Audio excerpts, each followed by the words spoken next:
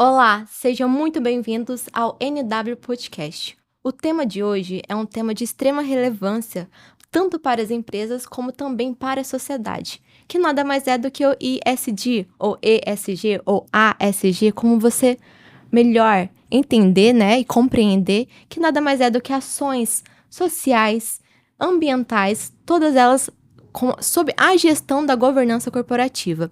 Meu nome é Larissa Coelho, sou advogada da NWADV e hoje estou aqui com uma convidada muito especial que tem uma experiência brilhante no ramo, que é a Juliana Ferreira. Juliana, seja muito bem-vinda ao nosso podcast. Eu espero que essa conversa seja muito enriquecedora e eu tenho certeza que já pelos 10 minutos que nós tivemos aqui de bate-papo. Ai, que legal. Muito obrigada, Larissa, pelo convite, pela oportunidade de trazer um pouquinho da minha experiência, né, do que eu já tenho vivido aí, né, tanto na agenda social, né, que é a minha maior experiência, mas também dentro da agenda ambiental e da agenda de governança.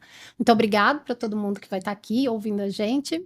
E eu não tenho dúvida que vai ser um bate-papo excelente e 30 minutos de boa troca. Não, e pessoal, só por esses 10 minutos ela mostrou tanto conhecimento no social que assim, eu quero uma aula particular com ela.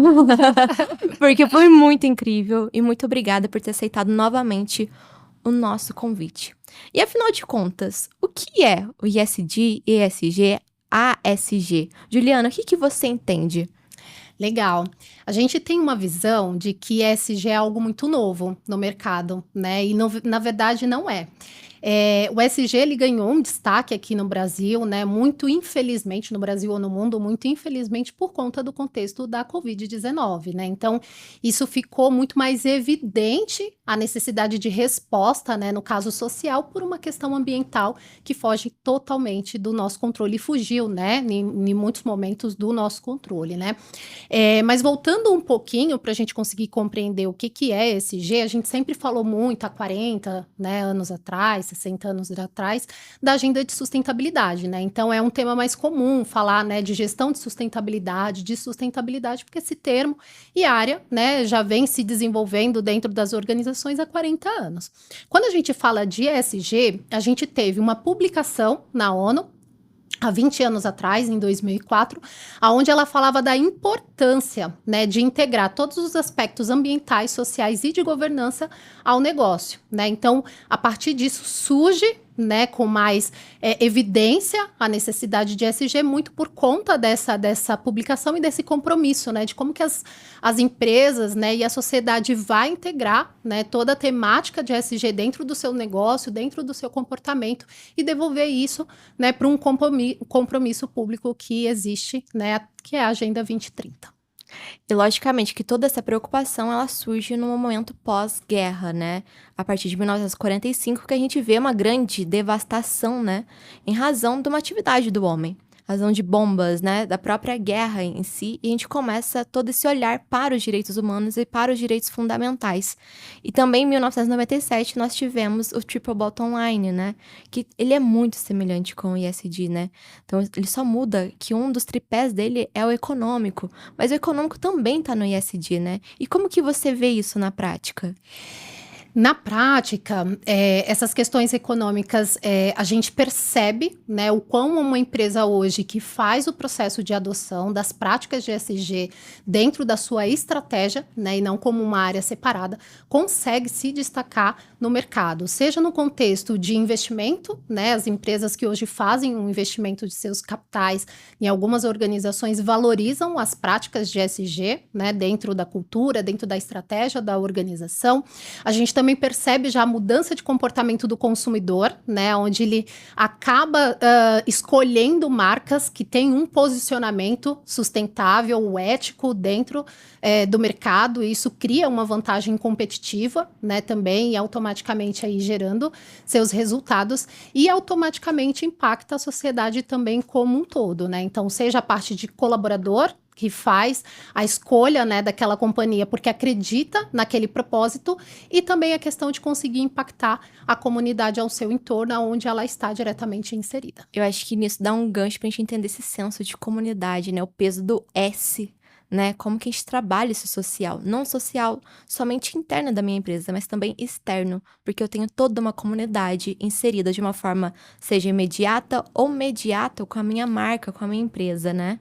Exatamente, né? Então, para uma empresa existir, ela precisa estar localizada em algum ambiente, né? E nesse ambiente, ela tem ali o seu entorno. Olhando para o seu entorno, como que ela pode contribuir, socioeconômico falando, né? Com aquela comunidade, né? Então, acompanhei muitos projetos e desenvolvi muitos projetos no sentido de como que eu capacito aquela comunidade, né? Para que ela saia daquele contexto e consiga prosperar, economicamente falando, né? Então a empresa, ela acaba assumindo um papel de extrema relevância, aonde ela pode ter um impacto direto e contribuir para o desenvolvimento daquela comunidade, né?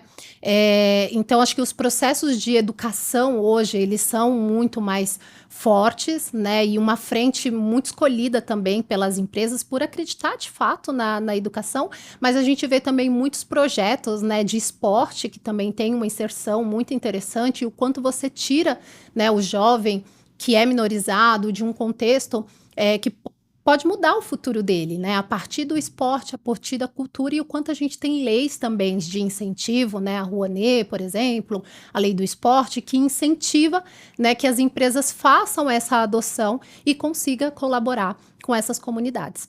Nossa, eu acho que isso também é um tema muito importante, porque parece que ele vai de encontro ao combate às desigualdades sociais, porque a partir do momento que eu consigo também capacitar aquela comunidade, eu posso gerar um emprego para a minha empresa e para outras empresas, né? Aí a gente vê também um desenvolvimento econômico.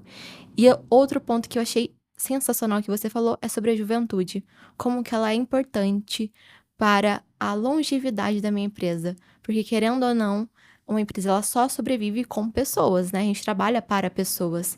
E a partir do momento que eu mudo o futuro, a perspectiva de vida de um jovem, eu consigo que ele se transforme num profissional melhor, que ele se transforme e seja realmente aquela mudança que nós queremos ver no mundo, né? Exatamente. E principalmente quando a gente fala, Larissa, de impactar o jovem, no caso, mulher, né? Uma mulher jovem, quando a gente dá uma oportunidade para ela de educação, principalmente, existem estudos, né, que essa jovem consegue mudar não somente a vida dela, mas 5 pessoas que estão ao redor dela. Justamente porque a mulher tem muito, né, dentro das comunidades, ela é a provedora, né? E dentro desse contexto de ser uma jovem, né, que vai ser uma mulher provedora, ela vai mudar ali o futuro de mais outras 5 pessoas que estão ao redor dela, para além do futuro dela, né? Ela multiplica isso. Então, muitas vezes, quando a gente fala da dificuldade das métricas, de mensurar as métricas ali,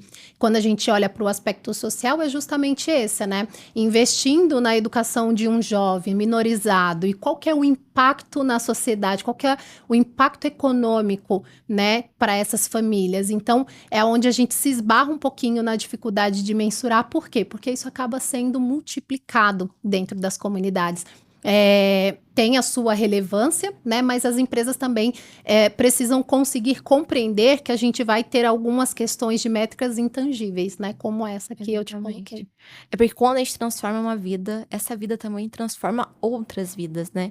E a gente sabe como é difícil você também ultrapassar barreiras. E para uma jovem mulher ainda, é muito desafiador. Eu estou ouvindo você falando, eu lembro da minha época de escola, né? Eu fui aluna de escola pública, então a minha mãe é professora, né? Então eu tive a oportunidade de fazer uma faculdade, mas eu tive muitas, mas muitas colegas mesmo, que o sonho delas, né? Eram fazer uma universidade, uma faculdade, e elas não conseguiam, porque elas tinham que ajudar realmente na casa dela e não conseguia realmente entrar naquele curso, né? Porque às vezes tinha que pagar transporte, porque era uma cidade pequena, tinha toda uma dificuldade de logística familiar também para você conseguir e persistir naquele sonho, né? Exatamente, né? E a mulher, ela passa por essa dificuldade em dois cenários, né? Na juventude, nesse contexto, porque muitas vezes pode ser que ela não consiga dar sequência, né, num curso, porque ela vai precisar trabalhar para prover, né, alguma coisa ali dentro das suas residências, e lá na frente, mais tarde, talvez essa mulher também saia do mercado de trabalho, porque ela vai precisar cuidar dos filhos, ou vai precisar cuidar dos pais, né? Então é um desafio bem grande quando a gente olha aí para os recortes, né? Ser uma mulher dentro de um contexto, né, de diversidade, equidade e inclusão, a mulher ela tem aí um desafio ainda maior, porque ela acaba hoje sendo a pessoa que é destinada a cuidar dessa criança, né, desse idoso, que provavelmente vai ficar sobre a responsabilidade dela. É, exatamente. Eu acho que isso fica muito pra gente pensar mesmo, né? Como que a gente pode mudar essa realidade? Qual é o nosso papel? Como que a gente pode apoiar essas mulheres? Porque eu acho que o nosso papel hoje é esse. É dar apoio, dar ferramentas, tentar auxiliá-las, né? E hoje, dentro do seu contexto, dentro de empresa, o que que você vê e realmente esse impacto realmente na vida, principalmente focado em jovens mulheres, nas mulheres que estão dentro da empresa, né? Como o ISD, ele impacta a vida delas, né? E quais são os maiores desafios? Bom, vou começar pelos desafios. Aham. Eu acho que o maior desafio hoje, quando a gente fala de SG e para a gente poder implantar, independente do pilar, se ele é o ambiental ou se ele é o social, a gente tem o desafio de fato de trazer, né, todas essas iniciativas para dentro da estratégia, né? Não deixando como uma área ou como um projeto isolado, mas sim integrando dentro da estratégia da empresa, que ela consiga enxergar o valor disso, principalmente que alguns resultados possam ser no médio prazo, no longo prazo, mas que ela vai precisar incorporar isso bem numa linha mesmo de cima para baixo, né, numa linha de liderança consciente, levantando essa bandeira para que o SG consiga acontecer dentro dessa companhia, tá? Então, eu acho que os desafios hoje é a gente conseguir compreender exatamente isso. Então, como que eu consigo conectar o SG dentro da minha estratégia, né? E aí, aqui, o que eu dou uma dica para todo mundo que está começando dentro da área de SG é conectar tudo que você precisa fazer ao negócio, né? Porque aí eu acho que fica mais fácil da gente defender. O outro desafio são as métricas, né? Então, como que eu devolvo, às vezes, dentro de uma expectativa, a gente sabe, dentro do mundo corporativo, a gente tem uma expectativa muito de curto prazo, né? E nem sempre eu vou conseguir devolver no curto prazo. No curto prazo vai ser muito mais sobre reputação, né? Vai ser muito mais sobre marca. Então, como que eu consigo trabalhar, né, trazendo esse contexto de que alguns resultados a gente vai sentir um pouquinho mais para frente, não vai ser um resultado imediato. E como que eu trago tudo isso para minha cultura? E para trazer para minha cultura, eu preciso de fato liderar pelo exemplo, né? Então, eu hoje, dentro de uma posição de executiva de RH e ESG, eu trabalho sempre com mulheres. Eu dou preferência para trabalhar com mulheres, eu dou preferência para trabalhar com grupos minorizados, compreendendo que eu posso fazer o meu papel, né? E como empresa, como RH, como SG, como que a gente trabalha a conscientização de toda a organização para ir adotando cada vez mais comportamentos, né, inclusivos, cada vez mais comportamentos sustentáveis dentro da nossa atuação. Né? Então, eu não estou falando só da questão de uma posição quanto SG, mas quanto RH, por exemplo, antes de assumir uma cadeira de SG, eu sempre fiz trabalho voluntário, por exemplo, né? Todo final de ano eu sempre motivei a companhia da qual eu estava inserida a fazer alguma ação de doação, de voluntariado, de entrega. Então, sempre muito ali envolvida, entendendo que a gente consegue fazer, né, o nosso papel dentro e fora da companhia, porque muitas vezes a gente também não tem consciência, Larissa, o quanto do nosso comportamento reflete lá fora também. Então, trazendo um pouquinho do meu exemplo, agora na minha casa tem algumas piadas internas que eu brinco, né? Então, todo domingo eu almoço com a minha família.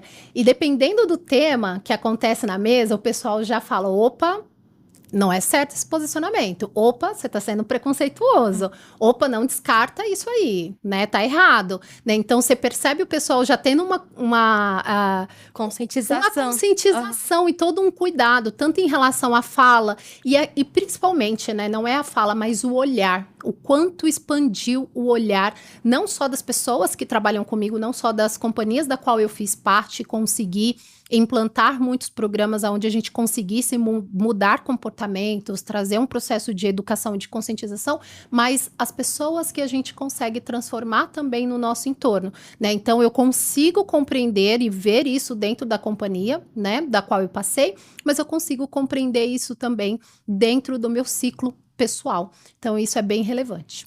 Olha, Juliana, eu tenho certeza que você é uma líder nata, só pelo que você me falou agora. E quais foram as dificuldades, né, para você alcançar essa liderança feminina, que você é de fato um exemplo para inúmeras mulheres, inclusive eu agora sou sua fã, porque eu achei surpreendente a sua história, principalmente que você liderou dentro da empresa e fora dela. Porque líder é isso, é inspirar novos comportamentos, inspirar pessoas. E é isso que você está fazendo agora, é isso que você faz todos os dias. Sim, eu acho que assim, né, como mulher numa cadeira de liderança, infelizmente, né, a gente passa aí por muitos vieses, né, por muitas agressões ou microagressões, às vezes, né, a pessoa não tem, às vezes, noção do quanto tá agredindo a gente, por duvidar do nosso potencial, por duvidar da nossa capacidade, porque a gente é uma mulher, né, dentro ou não de uma cadeira de liderança, mas aí até olhando um pouquinho para trás, Larissa, e te contextualizando, né? Eu passei por uma empresa que quando eu fui mãe, as pessoas não me davam parabéns pela minha maternidade, né? Gente, por Elas favor. horrível.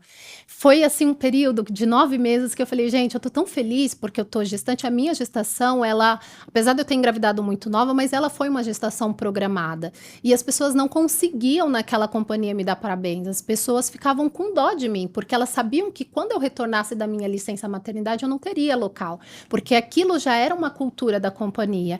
E foi realmente o que aconteceu. Quando eu voltei, eu não tinha espaço. As minhas coisas estavam dentro de uma caixa. Isso, de certa forma, foi algo que me machucou por muito tempo, né? Porque ao mesmo passo que eu tinha todo um potencial e precisava realmente trabalhar para criar o meu filho, eu não tinha mais uma oportunidade porque eu tinha um filho, né? Então, eu acho que hoje eu olho e penso assim, como que eu não sou esse líder? Como que eu não sou essa liderança que consegue enxergar um problema numa maternidade e não um potencial dentro de uma maternidade, né? Então, eu acho que naquele momento, no início da minha carreira, quando isso aconteceu, acabou me dando muito mais força para transformar, né, uma história tão triste, né, em algo tão positivo. Então, eu sou a pessoa que chega e faz a implantação de um programa de coach maternidade. Eu sou uma pessoa que chega e faz a implantação de um programa de liderança feminina, né? E justamente por acreditar em todo esse potencial, né? Mas, infelizmente, naquele momento, partiu de uma dor, né? E uma dor, inclusive, que eu percebi que não era só da companhia que eu estava na época, mas a minha dificuldade de recolocação depois, porque eu tinha um filho de 1 ano, né? Então, infelizmente, eu não acho que eu passei isso há 14 anos atrás e as mulheres que estão, né, sendo mães hoje não estão passando pelo mesmo. Mas como dentro, né, da oportunidade que eu estou, dentro da companhia que eu estou, eu consigo minimizar isso, né? Então, é o papel que eu busco fazer por onde eu passo, não só de um contexto profissional, mas de um contexto pessoal também, porque é de fato o que eu acredito e, infelizmente, o que eu vivi. Infelizmente, essa ainda continua sendo uma das realidades de muitas mulheres, né? Eu acho que de toda forma a gente sofre de alguma forma, né? De algum jeito, de alguma forma sempre tem aquela. Isso que você falou, é uma coisa, seja direta ou indireta, você recebe aquilo. E você Exatamente. falou de ser mãe, teve uma vez que eu recebi assim: olha, eu estava numa entrevista de emprego, perguntaram: você tem namorado? Eu falei: não tenho. Então, não é pra você ter, tá bom? Você vai focar só nisso daqui. Só que o meu colega, que era homem, ele podia ter relacionamentos e eu não podia ter um namorado. Exato. Então, qual era a diferença? Por que isso e não aquilo? E Uhum. por que muitas vezes a gente tem que se provar 2 vezes melhor pra gente conseguir ter menos ainda, né? Exatamente. Assim como a gente vê em várias pesquisas, né, o quanto as mulheres às vezes não se candidatam para uma oportunidade porque ela não se sente boa o suficiente, né? Ela olha para aquilo e ela vai falar: "Não, não estou pronta ainda", Não se né? sente Não se pertencente por sente. conta da cultura mesmo, né. Eu Exatamente, acho que nem seria uma cultura empresarial, é uma cultura, infelizmente, social que nós vivemos hoje, né. sim, é histórico, É né? É histórico. histórico, isso não é só uma questão da organização, isso é histórico. Infelizmente, a gente sofre esses tipos de preconceito ou microagressões dentro da nossa casa, às vezes sem perceber, né? É. Seja através de um namorado, de um marido, de um pai. Infelizmente, a gente acaba, né, vivendo nesse contexto e ele é muito mais social mesmo. A gente está falando de sociedade e reflete na organização, porque queira ou não, hoje é onde a gente passa também o nosso maior tempo, é onde a gente busca crescer e prosperar, né? E como que a gente prospera, né, frente a algumas limitações, né? E é onde a gente acaba, infelizmente, tendo algumas dores, mas teve uma pesquisa recente do pessoal da Ethos, que mostrou que 54% das empresas já fazem alguma adoção específica, né, para as mulheres dentro das suas companhias. Então a gente percebe também que tem uma evolução ao longo do ano, né, que as companhias já conseguiram compreender o potencial, né, feminino e investir em programas que façam com que ela consiga conciliar a sua jornada como mulher, como mãe, como estudante, né, para que ela consiga prosperar dentro das companhias. E se isso já é difícil para nós, né, que nós temos ainda, nós vivemos aqui no estado de São Paulo, né, imagina para outras mulheres que vivem em regiões diferentes, né, com Exatamente. regiões com impactos ambientais distintos, né. Então eu imagino que isso é extremamente desafiador. Mulheres, negras, por exemplo, né, eu acho que isso é de fato um tema que a gente tem que bater sim, porque cada uma tem uma realidade, e Sim, a gente tem que lutar pela realidade de todas, de forma exato. igual e que elas tenham a mesma oportunidade no mercado. Exatamente, assim como mulheres, que estão no Nordeste, né, no É, nosso país, elas têm uma expectativa de vida de 10 anos a menos, né, do que uma mulher que mora hoje na região Sudeste. Então isso já diz muito, né, sobre o contexto também, o quão essas mulheres estão sendo cuidadas, estão sendo vistas ou têm oportunidade dentro do espaço ao qual ela ocupa. e sem contar, gente, no próprio preconceito, né. O É. preconceito ele grita. Exatamente. É. Ele grita e nesse sentido também, eu acho que vale comentar, né, Larissa, com a evolução de tudo que a gente vê, né, a título de tecnologia, né, principalmente inteligência artificial agora que a gente usa a todo momento na nossa rotina mesmo, no nosso dia a dia de trabalho, o quanto a gente percebe algumas tecnologias sendo investidas, né, e sendo desenvolvidas sem ter essa diversidade e a gente reproduzindo alguns comportamentos, né, e gerando ou infelizmente, né, gerando algum tipo de desigualdade, mantendo, né, as desigualdades que a gente vê. É igual o caso, por exemplo, dos filtros. Hoje a gente tem um filtro que nos deixa belíssimas, né, sem nada, sem nenhuma mancha, sem nenhuma textura na pele. Mas será que isso realmente nos valoriza? Ou isso nos deixa numa situação de vulnerabilidade social? Quando a gente fala, né, de SG, a gente fala: "Poxa, são várias camadas, é complexo", porque realmente, são muitos assuntos que englobam.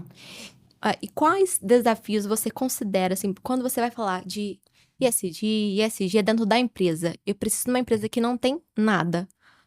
Como que eu começo a implementar isso? Porque é uma questão também, novamente, cultural. Porque eu vou ter que chegar para aquela empresa, para aquela diretoria e apresentar um plano, né? E como que vai ser esse plano? Quais seriam os principais desafios que você imagina ou que você já vivenciou? Uhum. Eu entendo que quando a gente fala de implementação de uma área de SG, a gente precisa trabalhar muito a questão da materialidade, né, de uma matriz mesmo de materialidade. Então, como que eu olho para essa matriz, envolvo todas as pessoas que eu preciso envolver, então seja, né, meus stakeholders, seja a minha comunidade, seja meus colaboradores, seja meu cliente, né? O que que é importante dentro dessa materialidade? É ter de fato essas visões, né, e como que eu, companhia, consigo impactar dentro de cada pilar, né? A partir disso, eu trago para dentro da minha estratégia, trago para dentro da estratégia da companhia e estabeleço as metas que a gente consegue, né? Os pontos que a gente consegue, as metas que a gente consegue consegue ali entregar dentro de cada pilar, né? Então, em algumas oportunidades que eu tive, a gente estabeleceu algumas metas até 2025, por exemplo, né? E estava muito sempre numa linha de conexão com o negócio. Então, naquela época, eu falava muito em como que eu impacto a saúde das pessoas que estão no meu entorno, né? Então, como que eu impacto a educação das pessoas que estão ao meu entorno? Tudo isso conectado ao negócio, né? Conectado ao negócio, dentro da estratégia, e estabeleço meta para que a gente consiga alcançar. E conectado aos objetivos de desenvolvimento sustentável, né? Então, respondendo também ali, dentro de cada pilar, né? Conectando as ODSs para que a gente consiga entregar. Juliana, a gente falou um tema quando a gente chegou aqui sobre o trabalho híbrido e a importância dele para a organização. E eu acho que esse é um tema muito interessante. Eu me formei na pandemia em 2020, né? Então, a educação híbrida, né? A educação remota, ela já faz parte do meu dia a dia. Eu até acho mais fácil, muitas vezes, né? Acompanhar, porque a gente faz mais amizades, a gente conhece outras pessoas, outras culturas, né? Só que eu entendo que ainda continua sendo uma dificuldade, né? Principalmente a exigência do trabalho presencial e a emissão de carbono, né? Que a gente entra aqui nesse tema extremamente delicado. Delicado, sensível, porque a gente sabe, né, que existe um ponto de interrogação em relação ao mercado quando a gente fala qual que é o melhor modelo de trabalho a ser adotado, né? E é uma pergunta que cada companhia tem que responder. É difícil eu falar, o melhor modelo para mim é o híbrido ou é o remoto, porque a outra companhia está fazendo assim, né? Então, acho que cada empresa tem a sua particularidade, né? E eu acho que o mais importante nesse cenário é olhar realmente para dentro, né? Para dentro, quais são os seus propósitos, inclusive com o modelo de trabalho que você quer adotar, né? Porque quando a gente fala da questão ambiental, a gente sabe que o modelo presencial, ele vai gerar mais emissão, né? Porque você está ali gerando um deslocamento de automóvel, né? Todos os dias. Então, ele vai gerar mais. Será que, de fato, a pessoa precisa estar no escritório todos os dias se eu tenho um compromisso de reduzir a minha pegada de emissão? Né? Então, eu acho que é muito olhar para dentro mesmo, entender qual o propósito, qual que é o seu compromisso, o que, que você quer com o modelo de trabalho que você está adotando, né? Porque hoje a gente consegue, e a pandemia trouxe isso, né? A gente consegue trabalhar de qualquer lugar remotamente, né? Então, eu acredito muito na questão do trabalho híbrido, mas com propósito, né? Eu preciso ter um propósito para eu me deslocar até aquele lugar. Por quê? Porque normalmente eu consigo fazer isso dentro do meu espaço, né? E também, numa linha de uma pegada ambiental, eu estou gerando cada vez menos emissão. E acho que isso é importante, né? O trabalho híbrido, ele te possibilita. E quando eu estou presencialmente, eu tenho que concretizar algo, né? Aquela presença, ela deve ser significativa ali, né? Exatamente. Deve significar tanto para a empresa como também para o colaborador, né? Então, acho que esse talvez é um dos maiores desafios. E eu lembro de uma notícia que eu vi que era um CEO que ele exigiu que o trabalho dele seria remoto para a sua contratação, né? Olha que interessante, né? Que é diferente, né, que a gente vê hoje, né? E ele exigir realmente que fosse trabalho remoto para ele, né? Sim, sim, não, muito legal.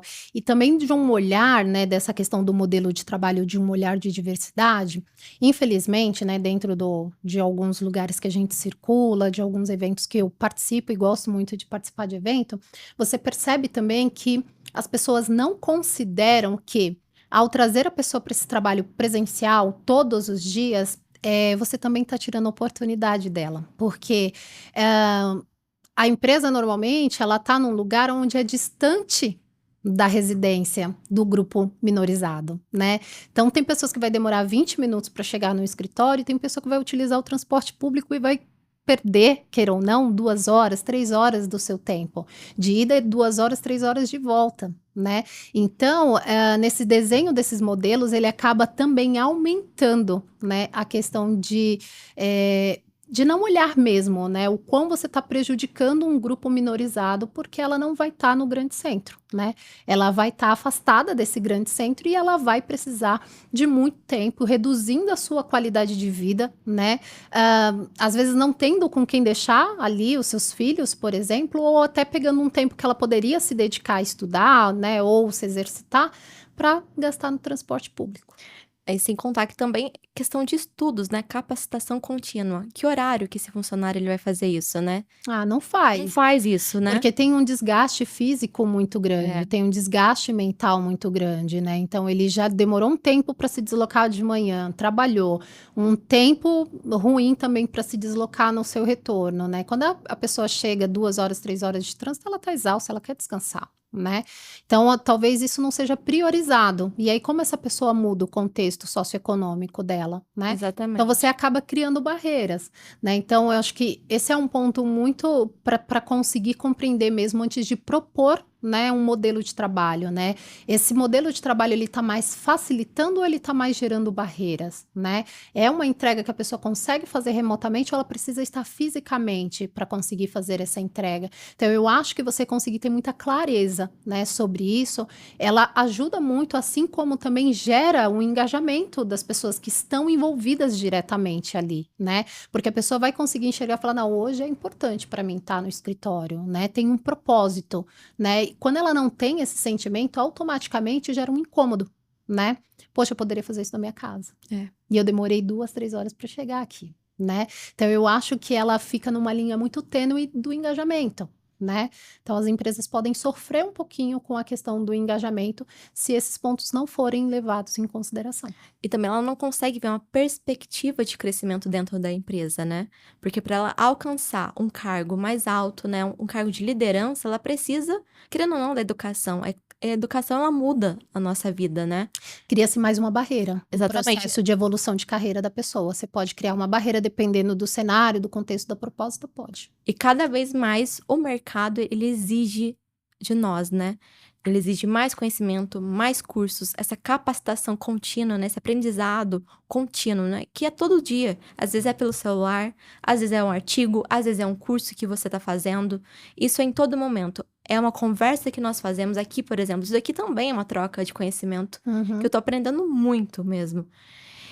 E quais, assim, pra gente falar, o papel dos recursos humanos? Em todo esse olhar e principalmente para implementar. Boa. Bom, eu acho que o papel do RH ele é fundamental. Ele suporta muito o papel do SG dentro das companhias, né? Porque a gente está falando de um processo de cultura, né? Então eu tenho todo um processo de capacitação e de conscientização dessas pessoas, né?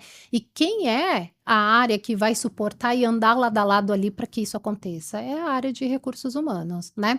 Bem como olhar para todas as políticas, para todos os processos, né, até alguns processos e oportunidades afirmativos, quem consegue apoiar a área de SG para que isso ocorra é a área de RH. Então eu entendo que é muito importante, né, que a área de recursos humanos esteja lado a lado em SG para a gente conseguir evoluir cada vez mais na agenda, porque eles têm um papel assim crucial no contexto de engajar, de conscientizar, de educar as pessoas e de estar também o tempo todo fomentando e contratando de fato ali pessoas diversas, né, eliminando todos os vieses dentro dos seus processos seletivos, dentro dos seus modelos de trabalho, né, e conseguindo impactar, né, nas suas políticas para que elas sejam cada vez mais inclusivas. Acho que é exatamente isso. E sem falar, né, que o social, ele entra dentro do termo de sustentabilidade, né? A sustentabilidade, ele é dividido em empresarial, econômica, ambiental, né? E social também. Então, a gente sempre deve olhar para o aspecto social. Porque, querendo ou não, ele reflete também na minha economia, na minha governança e principalmente no meio ambiente. Porque é a partir do social que eu consigo, de fato, tutelar e proteger o meio ambiente, né? Criar essas medidas de sustentabilidade, essas ações de sustentabilidade e que, de uma forma, elas funcionem para aquela organização e para aquela comunidade, né? Sim, sim. E tudo isso, né, apoiado pela governança, num contexto de transparência, né, num contexto de compliance, né? Então a gente fala muito ali, né, sobre o papel do ambiental, sobre o papel do social, mas como que a gente consegue demonstrar que isso está acontecendo? É através da nossa transparência, né? E a transparência aí que pode ser suportada totalmente pela área de governança, né? Numa questão de compliance e numa questão ética também. E logicamente uma fiscalização, né, ter bons canais de denúncia, ter um compliance forte dentro da empresa, isso facilita muito o nosso trabalho, né, pra gente ver de fato, essas ações elas estão tendo um impacto positivo ou negativo? O que eu tenho que mudar ali dentro, né? Porque se eu tenho muitas denúncias sobre determinado tema, tem alguma coisa de errado ali, né? Sim, Isso sim. também reflete na nossa cultura empresarial. Sim, com certeza, né, no contexto de diversidade, equidade e inclusão, ter um canal de denúncia, né, confidencial, ele é essencial para a gente conseguir avançar com essa agenda dentro de qualquer companhia, né, precisa ter um ambiente seguro. A pessoa precisa se sentir muito segura, né, para denunciar, inclusive, se ela infelizmente sofrer algum tipo de contexto, né. E assim como a parte de governança pode apoiar muito na gestão dos riscos também, né, em toda essa questão do mapeamento e da mitigação desses riscos. Eu acho que tem muito uma questão de reputação aí também envolvida, e a gente percebe o como as empresas conseguem se fortalecer, né, nessa questão com a parte de governança. E ó, agora uma última pergunta pra gente finalizar, que o nosso tempo tá acabando. Passa rápido. Como que tá sendo o processo de fomentar, de concretizar a Agenda 2030? Muito desafiadora, mas assim, eu entendo e respeito, as pessoas que têm uma maior ansiedade, eu diria assim, ou que olham de maneira mais incisiva de: "Ai, a gente não vai atingir", eu respeito super, mas o meu olhar é sempre um olhar otimista, né. Então, faltam alguns anos, né, pouco, e eu acho que a gente tem que acelerar nessa agenda para a gente conseguir atender os nossos compromissos. O que que a gente se comprometeu, né. E eu sou muito numa linha, se cada um fizer a sua parte, a gente consegue avançar, né. Então o que eu espero hoje é justamente, né, conseguir com que as pessoas gerem muito mais conscientização sobre o seu papel, seja como pessoa, seja de maneira empresarial, os nossos governos, para que a gente consiga evoluir. Então, hoje a minha visão, ela é uma visão otimista, né? Porém, vai precisar se debruçar muito, é muito trabalho para a gente conseguir atingir, principalmente na questão ambiental, porque a gente já está sofrendo com algumas tragédias, como a do Rio Grande do Sul, por exemplo, né? Então, eu acho que alguns pontos vão exigir um pouquinho mais, e para mim vai ser mais a questão ambiental mesmo. É, realmente, acho que é o nosso grande desafio agora, o ambiental, principalmente agora com os extremos climáticos, né? Eu moro na região de Ribeirão Preto, a gente sofreu, recentemente com as queimadas intensas e, vou te falar, é desesperador. Você olhar para todo lugar e você ver árvores, reservas legais, APPs pegando fogo e simplesmente você não saber como que você vai lidar com isso, né. E como que a gente pode olhar, porque ontem mesmo no congresso é sobre solidariedade também, né, como que eu posso ajudar o próximo? Isso é cidadania global. E Uhum. eu termino aqui novamente com a mesma frase que é de um filósofo alemão, que ele escreveu sobre a sociedade de risco, que ele fala que as nossas atividades empresariais, atividades humanas, ela poderia ocasionar no futuro uma catástrofe. Mas o mesmo filósofo ele fala que ainda há esperança. Eu acho que essa troca de conhecimentos aqui hoje, da gente conversar, dialogar sobre esse tema, que é de extrema importância, ele continua sendo um ato para a gente tentar ter essa esperança e ir atrás do nosso objetivo, né? Que é tentar reverter esse cenário ou criar o melhor cenário possível dentro, dessas variáveis que nós temos hoje. Então, Juliana, muito obrigada por você ter Eu que agradeço. disponibilizado o seu tempo. Fiquei muito feliz com a sua troca. Na verdade, eu tô muito reflexiva com isso. E isso é importante, porque quer dizer que você me impactou, né? A sua história, os seus depoimentos, a sua visão, isso é muito importante. Eu acho que nós temos que continuar cada vez mais espalhando essas informações, esses conhecimentos, fazer essas trocas que são muito enriquecedoras. Muito obrigada. Eu que agradeço. E numa visão otimista, né, eu sempre vou escolher fazer a diferença. Muito obrigada. E é isso aí. E nós, da Nelson Williams Advogados, nós também escolhemos fazer a diferença, apoiando as práticas de ESG. E eu agradeço a todos vocês que nos ouviram, que nos viram, né? E desculpa por qualquer coisa que aconteceu aqui de forma errada. Mas, ao mesmo tempo, eu me sinto muito feliz e com muita gratidão, né? Bom, Então, é isso que importa. E muito obrigada a todos. muito obrigada.